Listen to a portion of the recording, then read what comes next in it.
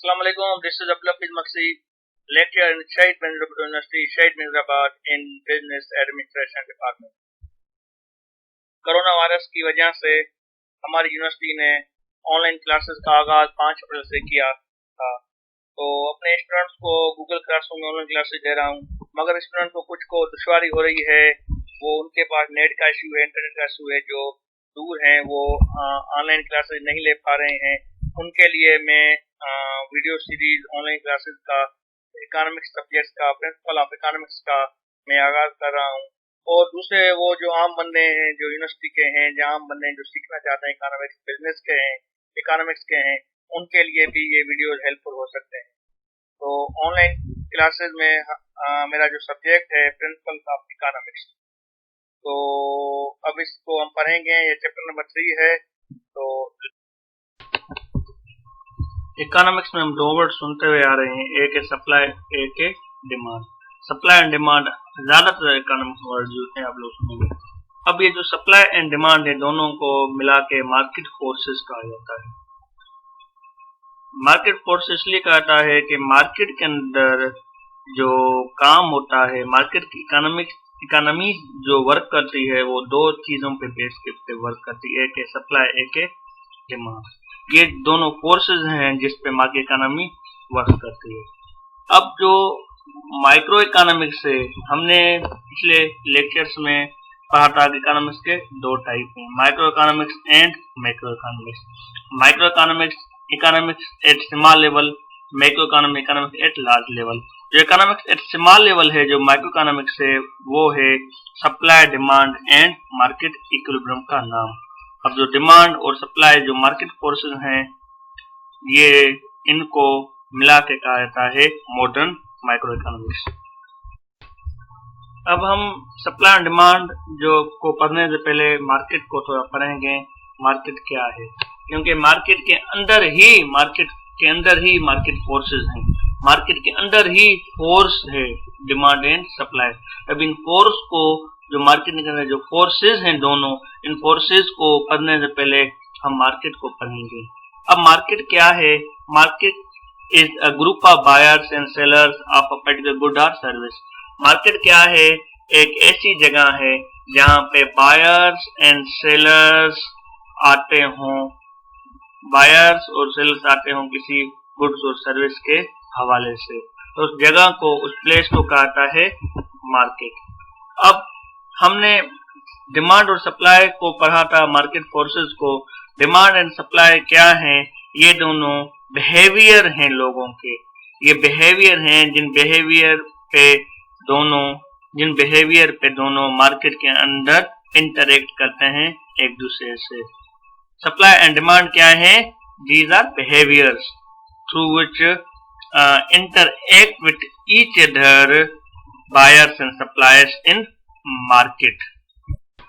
Market के अंदर buyers की होती है डिमांड और सेलर्स की होती है सप्लाई। मार्केट तो पढ़ा, अब मार्केट को पढ़ने से पहले हम पढ़ेंगे मार्केट के टाइप्स। मार्केट के टाइप्स बहुत सारे हैं, उनमें से कुछ टाइप्स हम डिस्कस करेंगे। एक है कॉम्पिटिटिव मार्केट। कॉम्पिटिटिव मार्केट क्या है? एक ऐसी जगह है जहां पे कंपटीशन हो, एक ऐसी मार्केट जहां पे कंपटीशन हो। कंपटीशन का मतलब जहां पे बहुत सारे बायर्स एंड सेलर्स आए। जब बायर्स एंड सेलर्स मेनी आएंगे तो जाहिर बात है, तो इम्पैक्ट को जो होगा प्राइस का इतना नहीं होगा, निग्लिजिबल इम्पैक्ट होगा प्राइस पे, क्योंकि बहुत सारे बायर्स एंड सेलर्स हैं। फॉर एग्जाम्पल, हम आइसक्रीम के शॉप्स की बात करें, अगर के मार्केट के अंदर आइसक्रीम के शॉप बहुत हैं। अब बहुत हैं तो अगर के बायर्स एक जगह पे आएगा तो उसको आइसक्रीम महंगी मिलेगी, तो दूसरी जगह पे सस्ती मिलेगी, वहां से लेगा, क्योंकि एक आइसक्रीम की मार्केट है, बहुत सारे आइसक्रीम के शॉप्स हैं, तो वहां पे कंपटीशन है। जब कंपटीशन है तो प्राइस, वो जो सेलर्स हैं एक दूसरे से मिलते जुलते प्राइस रखेंगे, क्योंकि यहाँ पे कंपटीशन है, तो प्राइस इतनी नहीं बढ़ेगी, निग्लिजिबल इम्पैक्ट होगा प्राइस को। इस मार्केट को कहता है कॉम्पिटिटिव मार्केट, क्योंकि इस मार्केट के अंदर कॉम्पिटिशन्स है। बाद है एक परफेक्ट कंपटीशन। परफेक्ट कंपटीशन उसे कहते हैं कि ऐसी मार्केट जहाँ पे प्रोडक्ट्स आर द सेम, एक ही प्रोडक्ट्स हों। और दूसरा कैरेक्टरिस्टिक इसका ये है कि बहुत सारे बायर्स और सेलर्स हों। ऐसी मार्केट जहाँ पे एक ही प्रोडक्ट हो और बहुत सारे बायर्स एंड सेलर्स हों, उसको कहता है परफेक्ट कंपटीशन। जैसे गंदम की मार्केट, अब गंदम की मार्केट एक ही मार्केट है, एक ही प्राइस है, एक ही प्राइस है। हर जगह पे आपको गंदम की एक ही प्राइस मिलेगी, क्योंकि वही प्राइस होगी, बायर्स को वही प्राइस टैग करना पड़ेगा और वही प्राइस जो है ना सेलर्स को टैग करना पड़ेगा, रखना पड़ेगा, टैग करना पड़ेगा। जो प्राइस गंदम की होगी या गवर्नमेंट फिक्स करेगी या जो बहुत सारे ये मार्केट वाले हैं वो फिक्स करेंगे। इसका मतलब ये है कि परफेक्ट कंपटीशन के अंदर प्राइस पर इन्फ्लुएंस नहीं होता है, एक ही प्राइस होती है और बायर्स और सेलर्स जो है प्राइस टेकर्स होते हैं और बहुत सारे बायर्स और सेलर्स मार्केट होते हैं। प्रोडक्ट एक होता है, प्रोडक्ट एक होने की वजह से प्राइस में चेंजिंग नहीं आती है, तो ऐसी मार्केट को आता है परफेक्ट कंपटीशन। मोनोपोली किसे कहते हैं? Monopoly means, mono means one, एक ऐसी मार्केट जहाँ पे एक सेलर हो, one seller, only one seller हो। जब वन सेलर हो तो जाहिर बात है वही सेलर कंट्रोल करेगा प्राइस को, जो प्राइस वो सेलर फिक्स करेगा रखेगा, वही प्राइस को बायर्स को वही उसी प्राइस में चीजें लेनी पड़ेंगी।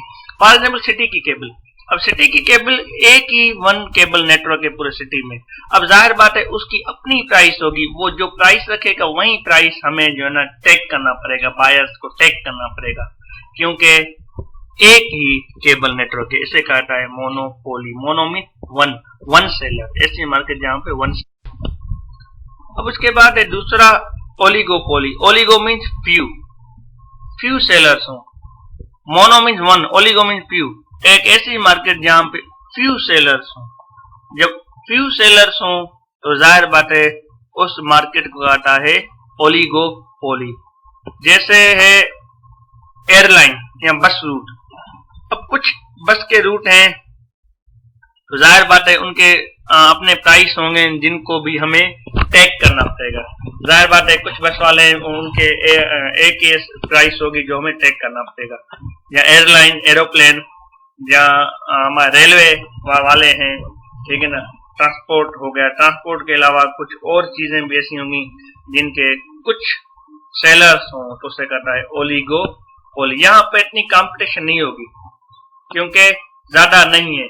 मोनो में हमने पढ़ा था वन सेलर है, ओलिगो में फ्यू, और जो इससे पहले हमने पढ़ा था कॉम्पिटिटिव मार्केट मीन्स मैनी। अब जो मैनी और मोनो के जो बीच में मार्केट हो, ना मोनोपोली हो, वन सेलर हो, ना कॉम्पिटिटिव मार्केट हो, मैनी सेलर हो, सिर्फ फ्यू सेलर्स हो, तो उस मार्केट को कहता है ओलिगोपोली। जो that market is between monopoly and competitive market, इसमें इतनी कंपटीशन नहीं होगी। अब इसके बाद है हमारा मोनोपोलिस्टिक कंपटीशन। मोनोपोलिस्टिक कंपटीशन किसे कहते हैं कि हो तो हमने मोनोपोली में पढ़ा था कि एक सेलर हो, मगर मोनोपोलिस्टिक कंपटीशन में सेलर्स बहुत हो, मेनी सेलर्स हो, मगर उनके जो प्रोडक्ट हो एक दूसरे से डिफरेंशिएट कर रहे हैं। जाहिर बात है अगर एक मार्केट में एक जगह पे शॉप में 20 शॉप अलग अलग हो, एक कोई मुख्तलिफ शॉप हो, तो जाहिर बात है थोड़े बहुत उनकी चीजों में फर्क हो। या हम सॉफ्टवेयर इंडस्ट्री की ले लें, अगर सॉफ्टवेयर इंडस्ट्री के अंदर मैनी प्रोसेसिंग, वर्ड प्रोसेसिंग है, माइक्रोसॉफ्ट वर्ड के सॉफ्टवेयर हैं, तो जाहिर बात है यहाँ बहुत सारे प्रोग्राम हैं, हर प्रोग्राम एक दूसरे से मिलते जुलते हैं वर्ड प्रोसेसिंग के, तो जाहिर बात है हर प्रोग्राम का अपना प्राइस होगा। तो मोनोपोलिस्टिक कंपटीशन में सेलर तो बहुत हो, हर सेलर की अपनी प्रोडक्ट हो तो अपनी प्राइस रखेगा, मतलब प्रोडक्ट एक दूसरे से मिलते जुलते प्रोडक्ट हो। जैसे पत्तियों के प्रोडक्ट हो, चाय की पत्ती हो गई, उसके भी एक दूसरे से मिलते जुलते प्रोडक्ट हो, ठीक है ना, वाइटल हो गया या कोई और हो गया, जहाँ ऐसे शॉप हो जो एक दूसरे से मिलती जुलती चीजें रखते हो, तो उसे कहता है मोनोपोलिस्टिक कंपटीशन। तो उसमें एक सेलर सेलर तो बहुत होंगे, हर सेलर की अपनी प्रोडक्ट होगी तो अपना प्राइस होगा। तो मतलब ये है कि होगी तो मोनोपोली, हर सेलर की अपनी मोनोपोली होगी, मगर हर सेलर की मोनोपोली के साथ साथ बहुत सारे सेलर होंगे और उनमें से हर सेलर की अपनी मोनोपोली होगी और हर सेलर अपना प्राइस फिक्स करेगा। उस वाले से तो अपनी प्राइस फिक्स करेंगे तो बायर्स प्राइस टेकर हो जाएंगे, ये जो प्राइस रखेंगे वही प्राइस उनको लेनी। डिमांड क्या है? डिमांड मार्केट फोर्स में दो चीजें हैं, एक डिमांड और सप्लाई। तो डिमांड को हम क्लास में डिस्कस कर चुके हैं, फिर मैं दोबारा रिपीट करता चलूंगा, फिर हम अपने सप्लाई की तरफ आएंगे। डिमांड क्या है? एक ताल्लुक है प्राइस और क्वांटिटी के बीच में। डिमांड शो करता है कि प्राइस और क्वांटिटी दोनों आपस में इनवर्सली प्रोपोर्शनल है। जब भी क्वांटिटी प्राइस ज्यादा होगी क्वांटिटी कम होगी, प्राइस कम होगी तो क्वांटिटी ज्यादा होगी, तो इसको कहा जाता है डिमांड। अब इसका एग्जाम्पल है आइसक्रीम। आइसक्रीम जो है अगरचे देखो आइसक्रीम की अगरचे प्राइस 3 रुपया होगी तो बहुत महंगी होगी, खरीदार 0 के बराबर होंगे। अगर से आइसक्रीम 3 से 2.5 रुपये हो जाएगी तो खरीदने वाले बढ़ जाएंगे, 2 हो जाएंगे। आइसक्रीम फिर कम होगी, 2 रुपये होगी तो खरीदने वाले और बढ़ जाएंगे, 4 हो जाएंगे। आइसक्रीम अगर 1.5 रुपये होगी तो खरीदने वाले और बढ़ जाएंगे, 6 रुपये आइसक्रीम मिलेगी। आइसक्रीम अगर 1 रुपये होगी तो 8 रुपये, आइसक्रीम आधे रुपए की होगी तो 10 होंगे। आइसक्रीम अगर जैसे सस्ती होगी, 98 से भी सस्ती होगी, 0 के बराबर होगी तो खरीदने वाले 12 होंगे। ये जो है इसको कहते हैं डिमांड शेड्यूल। ये डिमांड शेड्यूल ऑफ डिमांड को डिफाइन करता है। ये बताता है कि एक इसमें 2 लाइन है, एक लाइन प्राइस के बारे में, दूसरा लाइन है क्वांटिटी के बारे में। 2 लाइन है, 2 रोज है, 2 रोज बताते हैं कि दोनों आपस में इनवर्सली प्रोपोर्शनल है। अब डिमांड पर एक चीज law of demand. Law of demand की भी यही डिमांड डेफिनेशन को बयान करता है। लॉ ऑफ डिमांड कहता है कि कुछ चीजें हों, अदर थिंग्स इक्वल हों, वो इक्वल हों, मतलब कुछ चीजों में तब्दीली ना आए। कि कुछ ऐसी चीजें हैं जो हमेशा बराबर हैं, जैसे इनकम हो गया, ठीक है ना, और चॉइस, कंज्यूमर चॉइस टेक्नोलॉजी, कुछ चीजें हैं जो हम आगे नेक्स्ट में पढ़ेंगे कि वो अदर थिंग्स इक्वल हों, तो उस वक्त लॉ ऑफ डिमांड काम करेगा जब वो चीजें बराबर हो, ना बढ़े ना कम हो।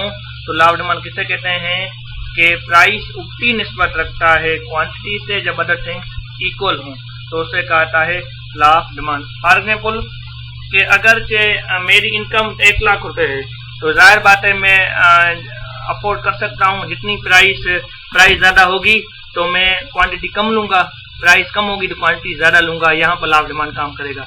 अगर फॉर एग्जाम्पल मेरी इनकम 50 लाख हो जाए तो जाहिर बात है कि मैं अगर प्राइस और क्वांटिटी उतनी निस्बत में महंगी होगी, प्राइस ज्यादा होगी, क्वांटिटी में कम नहीं लूंगा, ज्यादा लूंगा, क्योंकि मेरी इनकम तो ज्यादा है, अदर थिंग्स तब्दील होगी। अदर थिंग्स जब इक्वल हो तो प्राइस उतनी निस्बत रखती है किससे? क्वांटिटी के। इसे कहा था लॉ ऑफ डिमांड। अब अगर हमारे डिमांड में पढ़ेंगे, डिमांड ग्राफ में अदर थिंग्स में अगर तब्दीली आए तो क्या होगा? अगर अदर थिंग्स में तब्दीली आएगी कि अगर थिंग्स इनकम है, अगर हमारा इनकम चेंज होगा, अदर थिंग में तब्दीली आएगी तो जाहिर बात है ग्राफ में तब्दीली आएगी। जाहिर बात है पहले हमारे क्या कहते हैं कि अगर प्राइस और क्वांटिटी में इनवर्सली प्रोपोर्शनल थे आपस में डिमांड के अंदर, यहाँ पर प्राइस हमारी इनकम बढ़ गई तो जाहिर बात है हम महंगी चीजें लेंगे तो प्राइस और क्वांटिटी के बीच में फर्क नहीं रहेगा। प्राइस 3 रुपए होगी, महंगी होगी तो क्वांटिटी लेने वाले पहले क्या हो रहे थे, प्राइस 3 रुपए तो क्वांटिटी 2 थे। अब ऐसा नहीं होगा, प्राइस 3 रुपए होगी, भले हो महंगी हो, क्योंकि हमारी इनकम पहले 50,000 की 5 लाख हो गई तो हम जाहिर बातें भी लेने वाले भी 12 हो जाएंगे। फिर दोनों के बीच में जो इनवर्सली प्रोपोर्शनल रिलेशनशिप था वो इनवर्सली नहीं रहेगा, दोनों का रिलेशनशिप टूट जाएगा दोनों के बीच में। तो फिर हम जाहिर बात है नॉर्मल गुड लेंगे, अच्छी चीजें ज्यादा लेंगे, दोनों के बीच में ताल्लुक क्या हो जाएगा, खत्म हो जाएगा। तो लॉ ऑफ डिमांड नहीं रहेगा जब हमारे अदर थिंग्स में तब्दीली आएगी। तो वो अगर अदर थिंग्स डिस्टर्ब होगा, अगर अदर थिंग्स में चेंजिंग आएगी तो ये अपनी हालत में लॉ ऑफ डिमांड नहीं रहेगा, ये भी चेंज हो जाएगा, दोनों के बीच में रिलेशनशिप नहीं रहेगा। अब हम ये आवाज नहीं आई तो फिर दोबारा मैं इसको रिपीट कर रहा हूँ कि इनकम अगर से हमारी बढ़ेगी तो जाहिर बात है इनकम अगर से हमारी बढ़ जाएगी, इनकी इनकम होगा तो जाहिर बात है अगर से हमारी इनकम बढ़ेगी तो ज़्यादा हम चीज़ें लेंगे, नॉर्मल गुड ज़्यादा लेंगे। तो अगर जो इनकम बढ़ेगी तो प्राइस भले ज़्यादा हो तो हम क्वांटिटी ज़्यादा होंगे, तो इन्वर्सली प्रोपोर्शनल का लॉ जो डिमांड है वो खत्म हो जाएगा। लॉ ऑफ डिमांड कहता है कि प्राइस जब कम होगी तो क्वांटिटी कम होगी। तो अगर जो इनकम हमारी नॉर्मल हो, अगर इनकम हमारी बढ़ गई तो जाहिर बात है प्राइस ज़्यादा होगी, क्वांटिटी कम होगी, वो लॉ ऑफ डिमांड नहीं रहेगा। तो प्राइस ज़्यादा होगी तो हम क्वांटिटी भी ज़्यादा लेंगे, लॉ ऑफ डिमांड में तब्दीली आ जाएगी, उसमें अंदर चेंजिंग आ जाएगी, अल्टरनेशन आ जाएगी। अदर थिंग्स रिमेन कांस्टेंट जो है ना, अगर चेज कांस्टेंट ना रहे उसमें तब्दीली आएगी, तो लॉ ऑफ डिमांड में तब्दीली आएगी। अगर चे हमारे इनकम अदर थिंग्स से एक फैक्टर है, इनकम हमारी बढ़ जाएगी तो जाहिर बात है तो इनकम बढ़ेगी तो प्राइस और क्वांटिटी के बीच में रिलेशनशिप भी खत्म हो जाएगा। तो प्राइस ज़्यादा होगी तो क्वांटिटी भी ज़्यादा होगी, क्वांटिटी कम नहीं होगी, तो दोनों का ताल्लुक फिर वो नहीं रहेगा। चैप्टर 3 को एंड करते हैं। नेक्स्ट लेक्चर में, चौथे लेक्चर में इंशाल्लाह चैप्टर 4 के साथ फिर मिलेंगे। तब तक अब्दुल हफीज मक्सी को इजाज़त दें। अल्लाह।